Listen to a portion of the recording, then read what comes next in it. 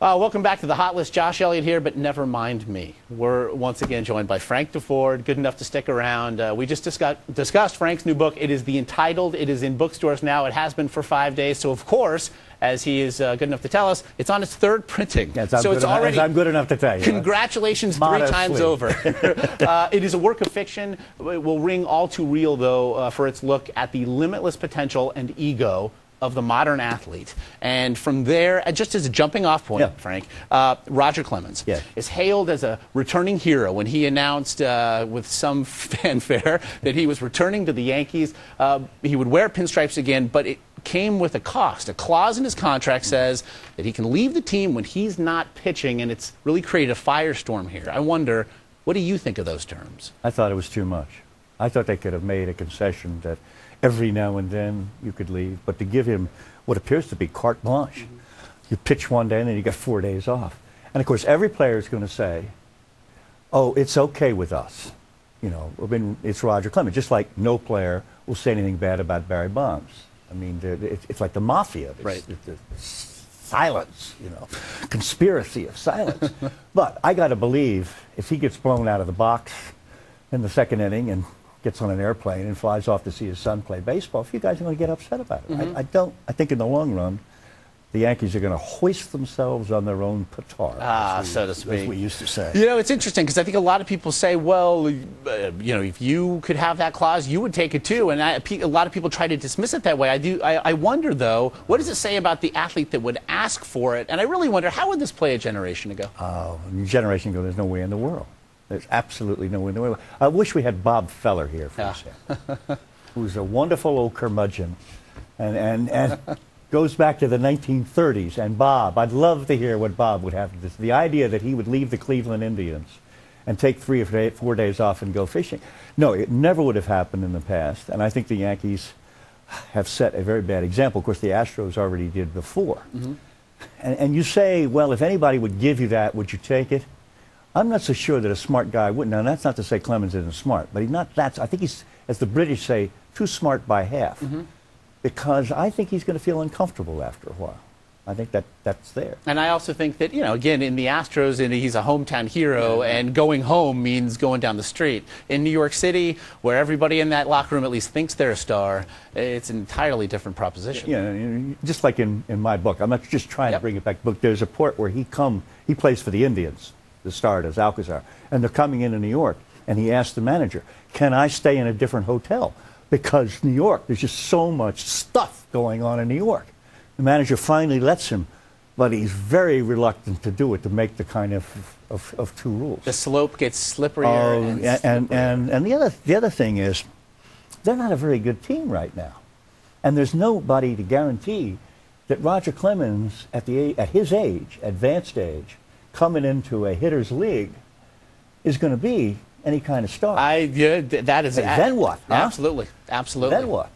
I do want to ask you as well. You mentioned Barry Bonds a bit earlier. It has been made plain by Commissioner Bud Selig and Hank Aaron, whose record for career home runs Barry Bonds currently chases. They do not plan on being in attendance as Selig said, he's at not the game. I will not be there. And what's interesting is, people doing the math, they were on pace to do this in Milwaukee, perhaps. I wonder, what do you think, especially Bud Selig, what do you think they should do to recognize what's happening? I think Aaron has no responsibility whatsoever. You know, it's sort of like going and seeing your wife run off with another man, and you're supposed to be there to watch him, you know, consummate the marriage. No, I don't think so. Selig, on the other hand, as awful as it is, I think he ought to make some effort to be there. But, you know, we don't know when he's going to hit the home run.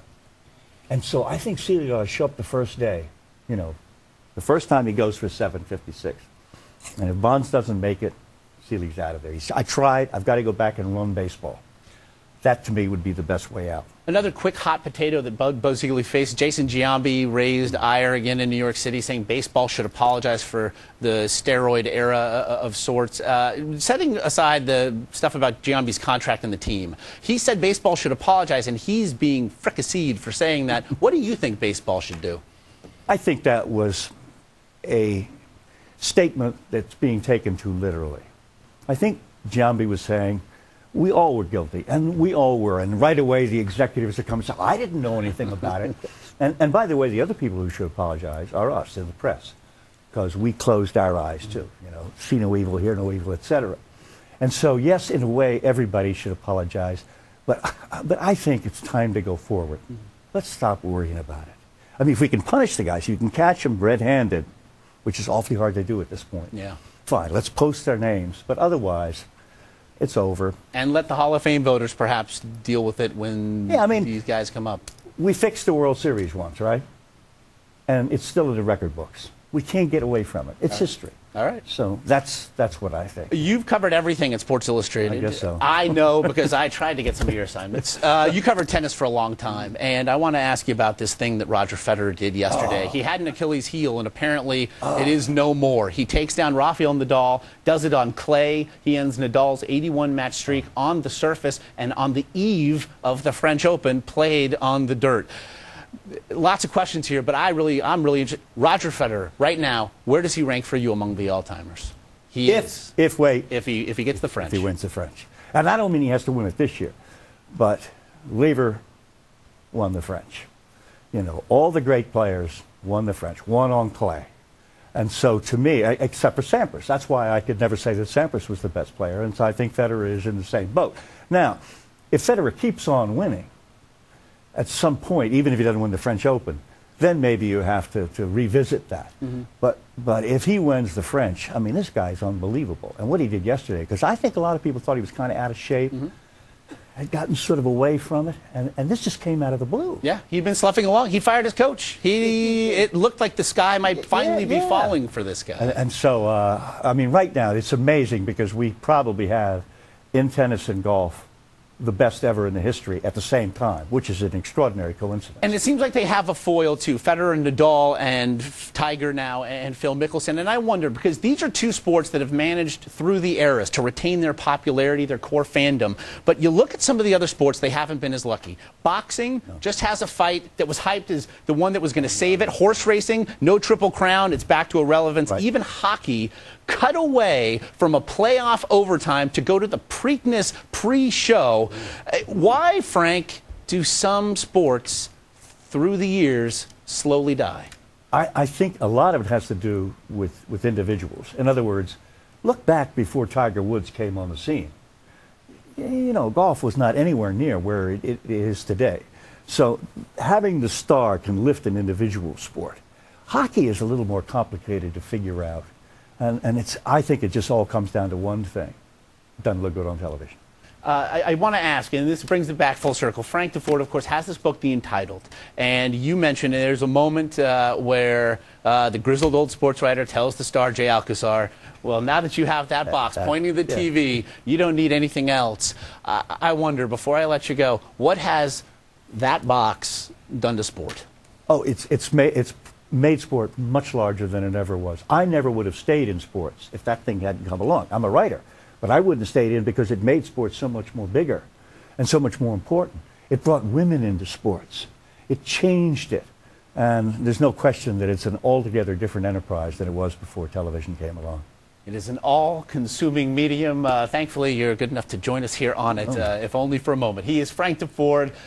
He is the writer of the book you see on your screen right now. It is The Entitled, in its third printing in all bookstores now. So please get it also online. Just Google it. It's there to purchase. Frank, it's great to see you. Thank you so much. Thanks for coming in.